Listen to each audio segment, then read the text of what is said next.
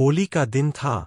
चारों तरफ रंग, गुलाल, हंसी और मस्ती का माहौल था। बच्चे, बुरा न मानो होली है, चिल्लाते हुए एक दूसरे पर रंग फेंक रहे थे। लेकिन उसी गांव में एक पुरानी परंपरा थी। लोग कहते थे कि होली की रात एक काला रंग आता है, ऐसा रंग जो कभी उतरता नहीं। Fearful face. राहुल, एक निडर लड़का, इन बातों को मजाक समझता था।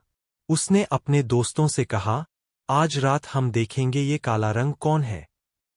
रात होते ही, जब सब लोग अपने घरों में चले गए, राहुल और उसके दोस्त चुपके से गांव के पुराने मैदान में पहुंच गए, जहां हर साल होली जलती थी। अचानक हवा ठंडी हो गई, चारों तरफ सन्नाटा छा गया, और फिर राख के ढेर से हल्की हल्की धुआं उठने लगा। धीरे धीरे उस धुएं से एक काली परछाई बनने लगी।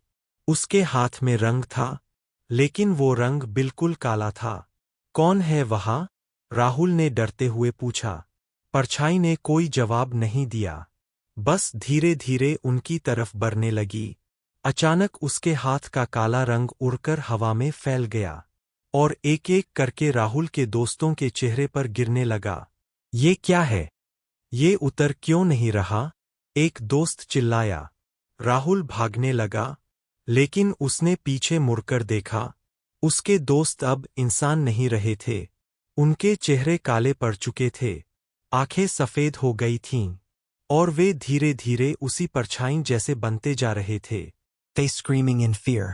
अब वो सब राहुल की तरफ बढ़ रहे थे। भागो! उसकी आवाज खुद ही कांप गई। लेकिन अब बहुत देर हो चुकी थी। अगली सुबह गांव वाले जब मैदान में पहुंचे, तो वहां सिर्फ राख थी, और जमीन पर कुछ काले हाथों के निशान। Footprints. राहुल और उसके दोस्त कभी वापस नहीं आए, और तब से हर होली पर लोग एक बात जरूर कहते हैं, रंग खेलो, लेकिन रात को कभी बाहर मत निकलना। उसने हिम्मत करके कहा। अचानक उस धुएं से एक आवाज आई, तुम्हें भी रंग चाहिए?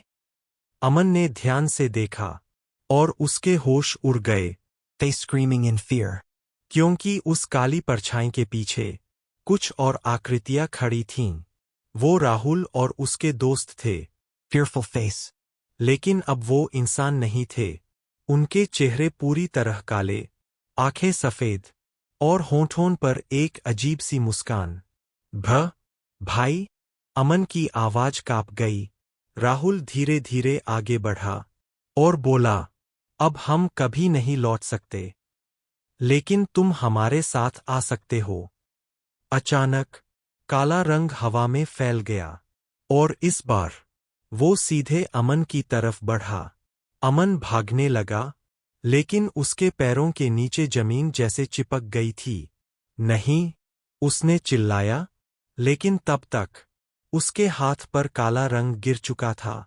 अमन ने देखा, जहां वो रंग लगा था, वो हिस्सा धीरे धीरे काला पड़ने लगा, जैसे कोई उसे अंदर से खा रहा हो। ये क्या हो रहा है? पीछे से राहुल की आवाज आई, अब तुम भी हमारे जैसे बन जाओगे। अगली सुबह गांव वाले जब मैदान में पहुंचे, तो इस बार राख के साथ एक और चीज थी, एक छोटा सा हाथ का निशान, जो आधा काला और आधा सामान्य था। Footprints. लोग समझ गए, काला रंग अब और भी ताकतवर हो गया है।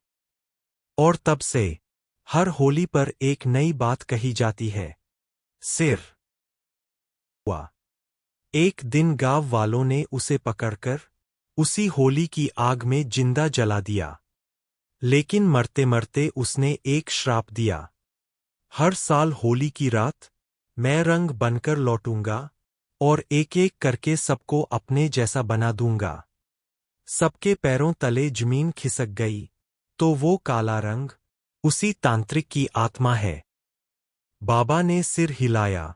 हाँ, और जो भी उस रंग को छू लेता है, वो उसकी दुनिया का हिस्सा बन जाता है। तभी अमन की माँ रोते हुए बोली, क्या मेरा बेटा वापस आ सकता है? बाबा कुछ देर चुप रहे, फिर बोले, एक ही तरीका है। अगली होली की रात अगर कोई इंसान उस आग में कूदकर उस तांत्रिक की राख को गंगा जल से धो दे तो ये श्राप खत्म हो सकता है।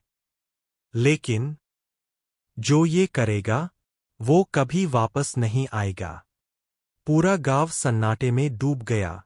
कोई भी अपनी जान देने को तैयार नहीं था। तभी एक आवाज आई, मैं जाऊंगी। सबने मुड़कर देखा। वो रिया थी, अमन की सबसे अच्छी दोस्त।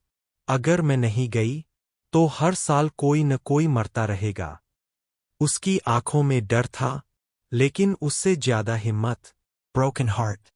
होली की रात आग जल रही थी, हवा तेज थी, और फिर काला धुआं फिर से उठने लगा। फिर से आ गए तुम, रिया ने कहा। अचानक राहुल, अमन और बाकी सब परछाइयां उसके सामने आ गईं। Fearful face.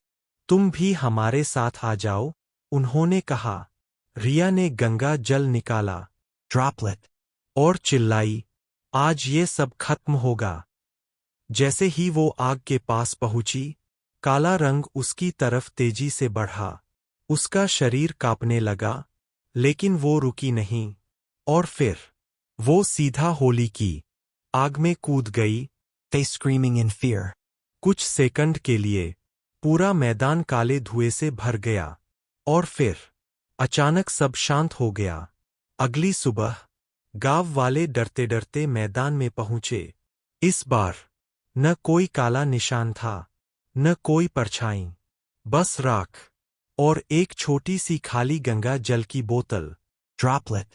राहुल, अमन और बाकी सब कभी वापस नहीं आए। लेकिन उस दिन के बाद गांव में कभी काला रंग नहीं दिखा। और आज भी जब होली आती है, लोग एक बात जरूर कहते हैं, कुछ रंग सिर्फ खेल के नहीं होते, कुछ रंग बलिदान मांगते हैं।